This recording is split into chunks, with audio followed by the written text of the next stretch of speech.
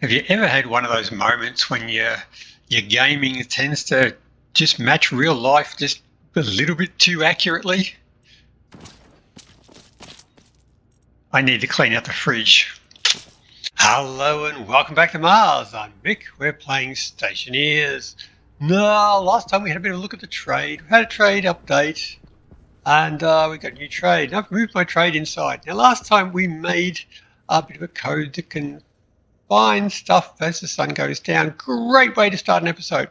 Found some stuff that can actually track down traders and contact them. And I've got it switched off. If I switch it on, that'll be a bit better. There we go. It's going now.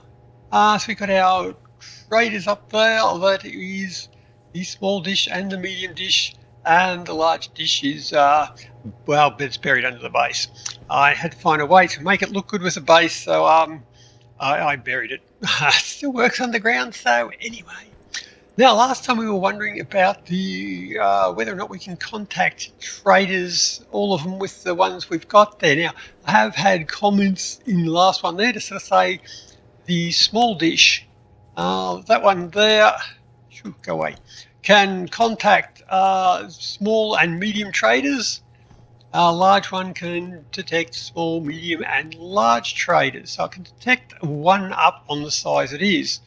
Now, a small one can detect small and medium. I have not seen a medium trader which is over 200 watts, so we should be able to contact them all. Not to say they don't exist, I'm just saying I have not seen them. Now the medium dish, as I say, can contact the large traders. I have seen some of the large traders which are over 7.5 kilowatts, so you do need the large dish to contact those ones, but the medium dish will contact almost everything, but not absolutely everything.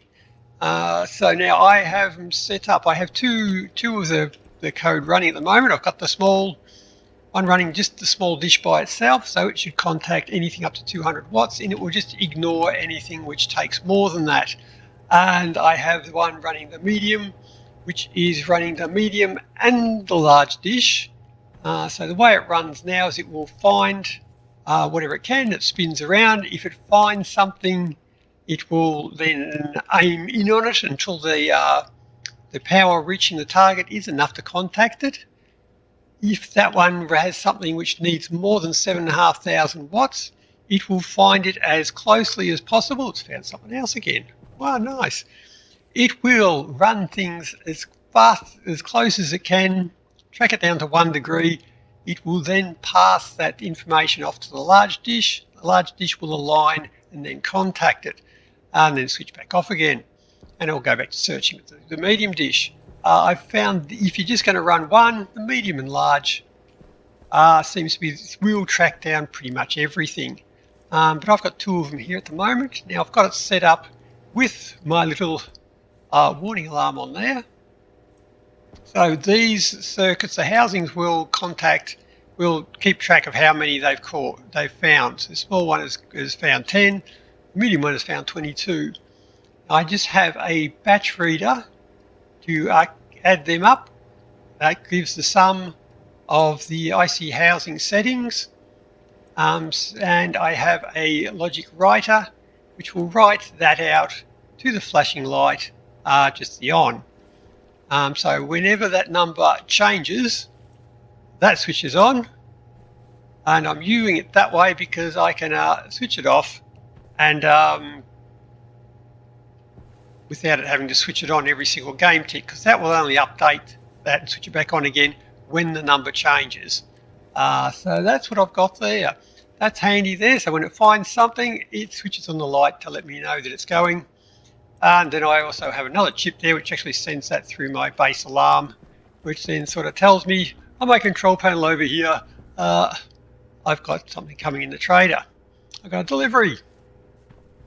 Right, so that is that going. Now, last time we were saying, can we find a way to pick a specific trader and get them to come down and ignore the other ones? Well, no. Well, yeah, so sort of. Well, because there isn't really, but Now we've got eTrade. Of course, who puts the E in eTrade but Elmo? Yeah, Elmo created a mod. Very simple. All it does is takes the trader ID and replaces their random number with the hash value for this specific type of trader. So now, thanks to a dial being attached to it, you can just select which one you want, and it will only contact that one there. So I can switch it to 0. I've got it set to 0 at the moment, so it'll contact everyone. But if I switch it to just want plants, I can switch it to 2 green futures, and it will only contact those ones and ignore absolutely everyone else. So there you go, automated deliveries. So I can just switch that wander off. It can do its thing until it finds something. It'll give me a warning and let me know. And yeah, it'll just keep looking while I'm off doing other things there. So I can wander around, do whatever I want, and the trade is just doing its trade thing itself. It's not quite an automated deliveries, but it'll just kind of tell you when it's coming. I really wanted to have a siren on here. It was just a doorbell. Whenever that went off, it said bing bong, deliveries. But there is a trader incoming alert there, which I'll eventually hook up to that, but I haven't at the moment. So yeah, there we go. Oh, and I did figure out what was wrong with my runway. Last time there, the planes were doing all weird things there. It's because I used landing pad to build my runway. Yeah, you got to build out of taxi strips. So my bad on that one there. But anyway, now another thing I had to do. These ones don't have very long on them, but these things hang around for a long time. So we've got to find a way to try and get rid of them. I've got some ideas on that one too. So let's see what we can do. Now we have 18 minutes before you bugger off. You've got nothing I want, so can I clear you out of here a little bit quicker? So right, 18 minutes. Let's see if we can get rid of you before 18 minutes. Now, I'm just going to have to send you off on the totally not suspicious runway. So I'll switch this one off. It's a little bit shorter, but you'll be fine. Don't worry. Trust me. I'm an expert airport builder. Now, thanks for coming.